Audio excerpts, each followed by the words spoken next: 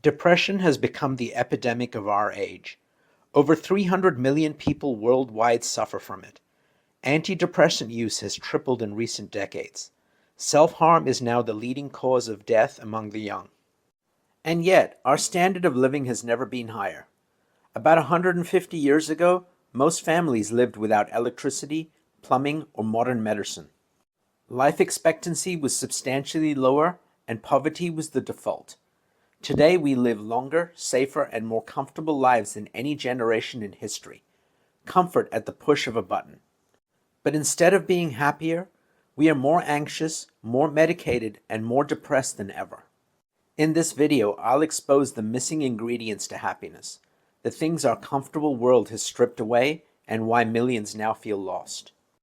To understand depression today, we start in a place of absolute despair. In the 1940s, psychiatrist Viktor Frankl was deported to Auschwitz. On arrival, he was separated from his wife and parents, watching them disappear into a line that led to the gas chambers. He never saw them again. Life in the camp was stripped down to survival.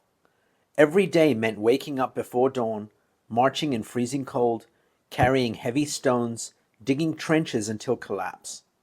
Food was a crust of bread, a bowl of watery soup. Beatings were constant. Disease spread unchecked. Around him, people dropped dead from exhaustion, starvation, or despair. In conditions like that, hopelessness was normal. Depression wasn't a disorder in the camps. It was the default. Many prisoners gave up, refused food, stopped standing for roll call, and within days they were gone. And yet, Frankl noticed something striking. Some men endured. Despite the same hunger and beatings, they carried themselves with resilience. They encouraged others, shared scraps of bread, and somehow found a reason to go on. At first, the difference wasn't clear. It wasn't youth. Young men died as quickly as the old. It wasn't strength. The strongest collapsed first. And it wasn't luck. Everyone faced the same random brutality. So what separated those who gave up from those who survived? Frankl's answer was simple but profound. Meaning. Those who endured had something or someone to live for. For Frankl, it was the memory of his wife and the vision of one day teaching the world what he had learned. Even as he lay burning with typhus, surrounded by death, he pictured himself giving lectures about survival and meaning. That vision pulled him through when his body was finished. As Frankl later wrote, "Everything can be taken from a man but one thing, the last of the human freedoms, to choose one's attitude in any given set of circumstances." Struggle without meaning drives people into despair. Struggle with meaning creates purpose. That was true in Auschwitz, and it remains true now. Modern society, however, teaches the opposite lesson. We're told to avoid hardship at all costs. We outsource difficulty, hire someone for the smallest inconvenience instead of learning the skill ourselves. We medicate discomfort. A bad day becomes a pill instead of learning to sit with the discomfort until it passes. We chase shortcuts, endless life hacks to skip the work instead of building discipline.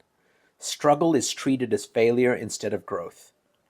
Responsibility is framed as a burden instead of a privilege. Pain is avoided, drowned in entertainment, or silenced with distraction. This is running away from the problems of life. But problems will always be there. Life will always throw setbacks, disappointments, and loss at you.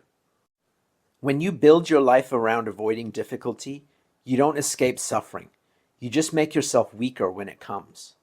Depression takes hold in that weakness. Because when you strip struggle out of life, you strip out the chance to grow resilience. And when resilience is gone, even small problems feel unbearable.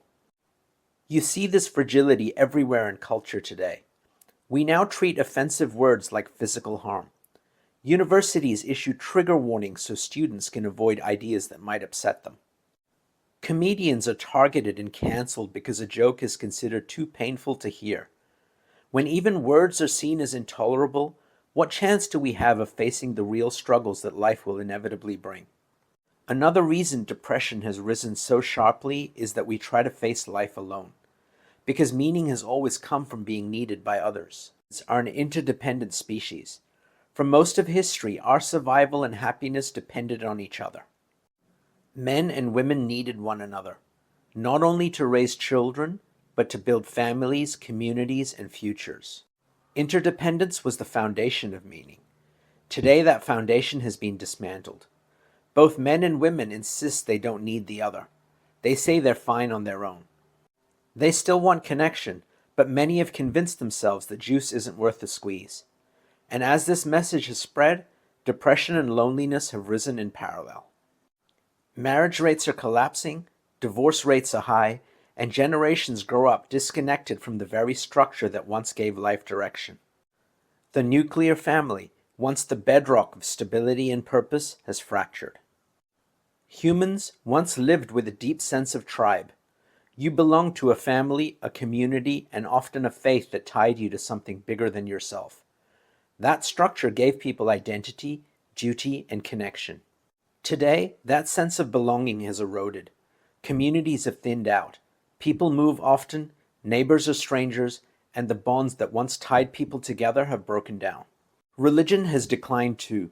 Whether you believe in it or not, it once gave people belonging and responsibility beyond themselves. I'm not selling you religion, but it did give people something larger to live for. And when that disappears, the vacuum demands to be filled. What has filled it are shallow substitutes. Real communities have been replaced with online groups where people chase a sense of belonging, but it never replaces the feeling of being truly needed. You can scroll, comment, and join digital tribes, but none of it equals being part of something where people rely on you and you rely on them. And the result is the same pattern we've seen everywhere else. Depression thrives in the emptiness where meaning used to be.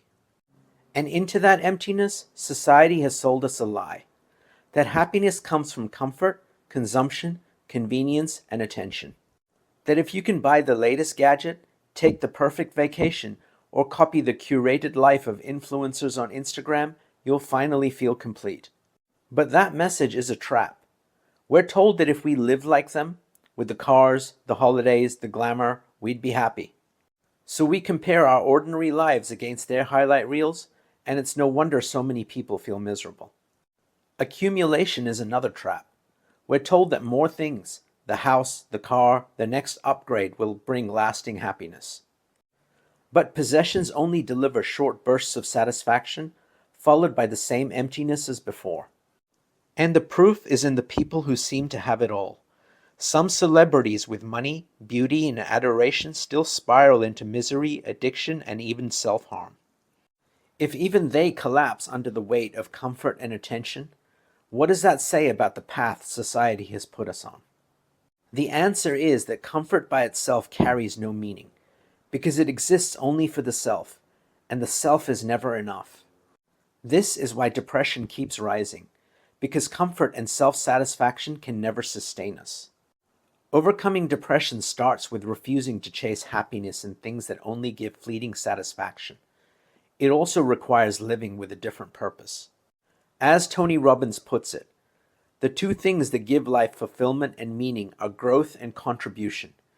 To grow beyond who you were yesterday, and to contribute to someone or something beyond yourself. Frankl himself said it best. What man actually needs is not a tensionless state, but rather a striving and struggling for some goal worthy of him. Modern society is striving to do the opposite, to strip away every difficulty, to eliminate every struggle, and to drown us in comfort. And until we can reclaim the ability to face struggle head on, to find meaning in it and grow stronger from it, rather than running from it into comfort, depression will keep rising. But there's another side to this epidemic, one that runs deeper than psychology. Our modern food supply and diet is also driving depression higher, for reasons the food companies and medical establishment don't want you to know. That's what I will expose in part 2 of this topic. If you found this video insightful, you might like another one on a similar topic. Click on the thumbnail to watch or keep exploring. Also, please comment, like, and subscribe to the channel.